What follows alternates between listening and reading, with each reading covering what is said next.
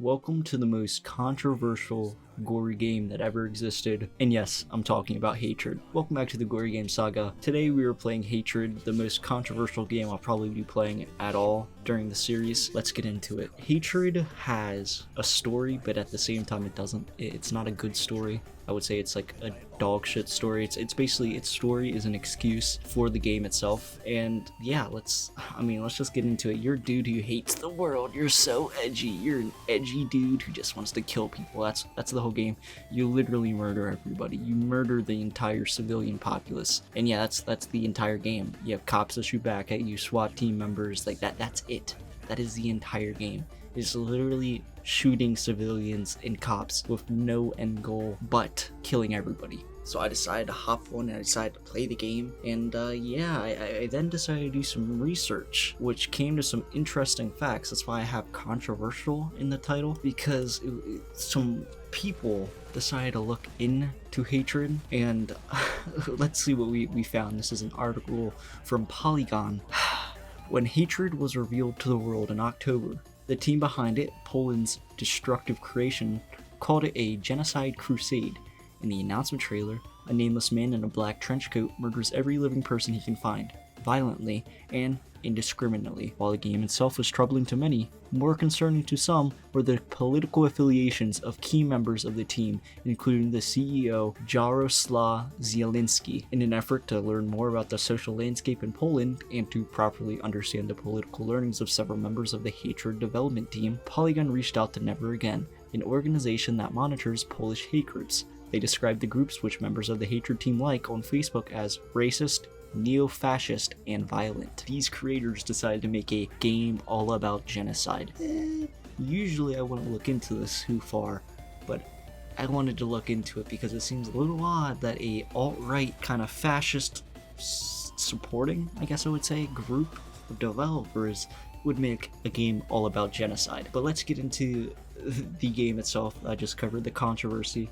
The game doesn't have much going for it. It does have some decent gore, some decent brutalities, I guess you would say. There are cutscenes throughout the game where you do these executions where it's like and instead of the game being a top down, it goes into like a cutscene and it's an execution. And some of them are pretty brutal, I'm not gonna lie. The gore itself is very limited because it is a isometric third person shooter where you basically murder everybody. There's not too much to really cover on the gameplay aspect. There are certain levels / like quests, I guess that you would call them, I guess key points, objectives, boom, that's the word. It took me a while to find it. One of the objectives, for instance, you want to go find a nightclub, or it's like the party, that's what they call it, and you basically gotta murder everybody inside there, throw a grenade, and yeah, shabam. And then the next objective was to take out the police headquarters, which was pretty fucking difficult because all of them have guns, so it's a 1 versus like 30, and I still somehow won because I'm an absolute giga chad. But I felt almost like dirty and wrong playing this game because it's like, especially after learning about the political affiliations / likeness of some of the members, I just kind of was like, it just seems like an alt-right excuse for a genocide.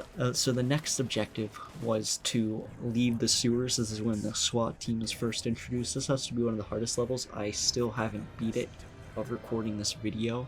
Well, of recording this little voiceover. But yeah, it's very fucking difficult because they have MP5s and body armor, and all you have is a pistol and a shotgun until you pick up one of their MP5s. But you have to like run away from the first group that chases you, or you'll get gunned down, which kind of deserves. Usually when you die, you kind of get frustrated. I wasn't frustrated because our dude is literally a genocidal maniac. He literally just wants to kill everybody for no reason at all. I can see why the game is ranked so low, especially after some research was done. That it's basically an excuse for a genocide simulator. Like a mass shooter, mass murder, mass genocide simulator.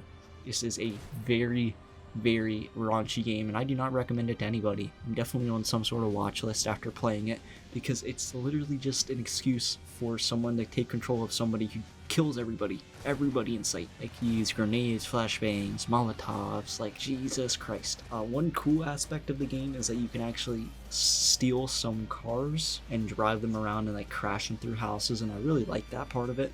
I would like to see like a postal type game made on the same engine Hatred is. Basically just reskin Hatred to Postal and make some real objectives besides killing everybody, because yeah, it was pretty fucking fun driving around. The game itself is, like I said, nothing really going for it. And yeah guys, it has been Ziggy. I guess we'll do a compilation of all the deaths I did or had, because that's the only silver lining. Like, every time I played, I basically wanted my character to die. I was hoping for death. Like, I didn't let it happen and just didn't sit there, but I was hoping for it, because our dude literally has no point in killing anybody. He has no point. It's so pointless. It's literally pointless murder, and usually I'm okay with pointless murder in video games, but this kind of feels a little bit odd. It feels a little bit weird. It rubs me the wrong way. It's like if somebody put thumbtacks on their hand and proceeded to jerk me the fuck off. It was not a fun play experience, and that's why I wanted to get it out of the way, because I knew this is further down the line on some of the other games I covered. People are gonna be like, well, what about Hatred? There's some pretty brutal and gory scenes in that game, and I just wanted to cover it now instead of it later down the line. It has been Ziggy. This has been the most controversial gory game known as Hatred. I'll see you guys in the next video, and before we go, the next video is going to be on Postal, because that game, unlike Hatred, actually has a fucking story that I'd like to play, because it was one of the first games I ever purchased on Steam. I'll see you guys in the next one. Peace.